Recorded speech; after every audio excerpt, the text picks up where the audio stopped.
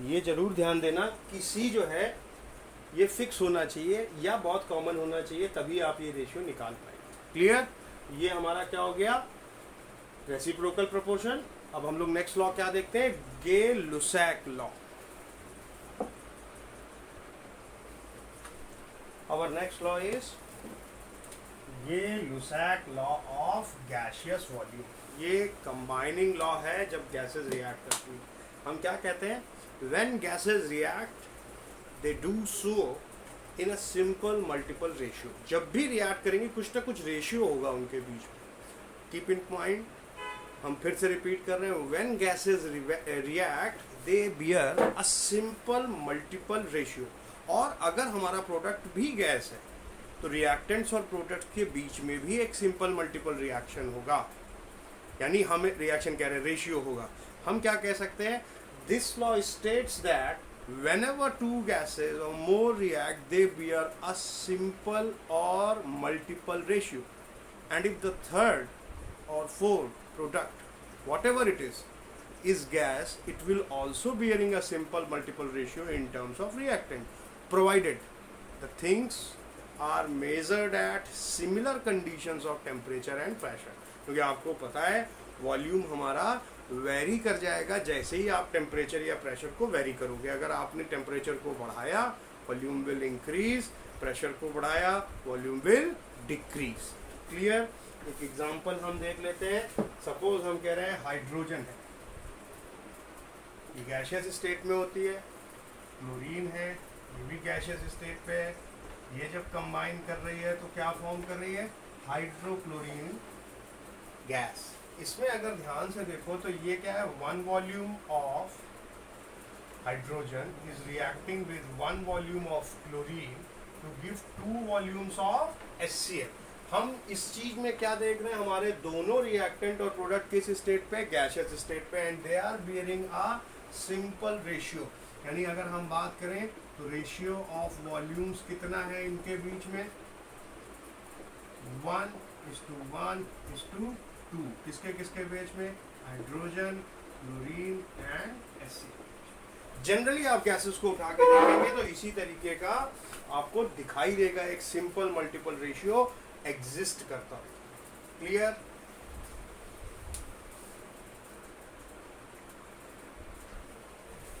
Class 11 देखिए, बहुत simple सा एक हमने क्वेश्चन लिखा है, ये आप ध्यान दे दीजिए। प्योर यूनिटरी मेथड पे हमेशा से करते हैं, लेकिन क्योंकि रिएक्शंस इन्वॉल्व होते हैं तो हम लोग यहाँ डिस्कस कर लेते हैं। हमने लिखा calculate the volume of oxygen required to oxidise 10 litre of C2H2। C2H2 क्या कहलाता है, इथाइन।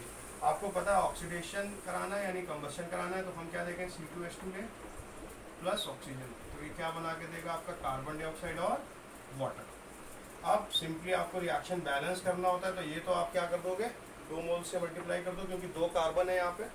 अब ऑक्सीजन को चेक करना है, यहाँ कितना हो रहा है, 4, हाइड्रोजन हो रही है 2, तो यानी 4 का मतलब क्या हुआ, अगर हम ये कर दें 2.5, 5/2 यानी 2.5 दूनी 5, 2 दूनी 4, 1 5, ये हमारा बैलेंस हो गया इक्वेशन। अब इस इक्वेशन से हम देखें तो हम क्या देख रहे हैं कि एक वॉल्यूम इथाइन को ऑक्सीडाइज करने के लिए कितना लग रहा है, 5/2, और हम क्या लिख सकते हैं, 2.51 ऑक्सीजन रिक्वायर्ड हो रही है। Means we can draw the statement. हालांकि सिंपली भी हम कर सकते हैं कि एक volume ethyne needs how much, 2.5 volumes of oxygen. Then 10 litres यानी 10 वॉल्यूम्स। अब इसको वॉल्यूम है, तुम चाहो तो इसको लीटर में भी लिख सकते हो, कोई इशू नहीं है, ठीक है। तो 10 लीटर्स यानी 10 वॉल्यूम, लिख low volume is equal two litres. कितना चाहेगी, कितने वॉल्यूम ऑफ O2 रिक्वायर्ड होगा आपको पता है, सीधे इसको मल्टीप्लाई कर दो, यानी ये कितना हो गया, 10 इंटू 2.5 अपॉन, ये आंसर आ गया आपका कितना, 25 litre of oxygen will be needed for which purpose, to oxidize 10 liters of C2H2। Clear? इस तरीके के क्वेश्चंस बहुत आते हैं, प्रैक्टिस कर लीजिएगा इसकी। या next law is Avogadro's law. ये लॉ क्या कहता था कि अगर हम बात करें कब, under similar conditions of what, pressure and temperature, यानी प्रेशर और टेम्परेचर की कंडीशन कैसी हो, हमारे लिए सिमिलर हो। तो इन केसेस में हम क्या देखेंगे, जो इक्वल वॉल्यूम है गैसेस का है, इक्वल नंबर ऑफ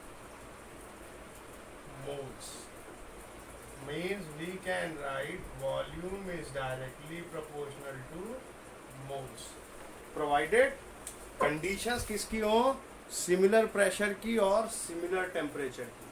तो number of moles of gases present is directly proportional to whatever volume of the gases we are having। Clear? तो ये आपके 5 लॉ हो गए। कौन कौन सा हमने देखा? Law of conservation of mass, law of constant composition, law of multiple proportion, reciprocal proportion and Avogadro's law. सबके अपने अपने इम्प्लीमेंटेशंस हैं। Next you will get the sheet, you have to solve it out and send it to me.